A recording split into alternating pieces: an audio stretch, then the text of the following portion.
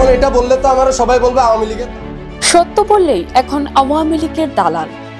অভ্যুত্থান পরবর্তী বাংলাদেশ আরো বেশি অনিরাপদ হয়েছে, সত্য বললেই আওয়ামী লীগের দালাল বলা হচ্ছে বলে মন্তব্য করেছেন এক তরুণ।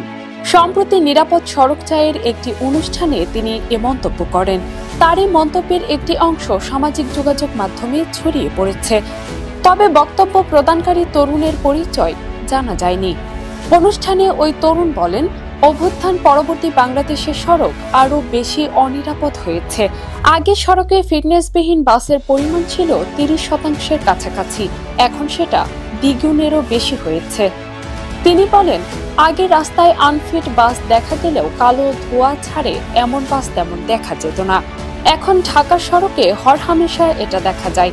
তিনি আরো বলেন, আগে ঢাকার সড়ক মহাসড়কে অটোরিকশা চলতো না, এখন অটোরিকশা চলছে। এখন এসব বললেই সবাই আমাকে বলবে আওয়ামী লীগের দালাল। Kazi Upoma Mim, desk report, the news portal.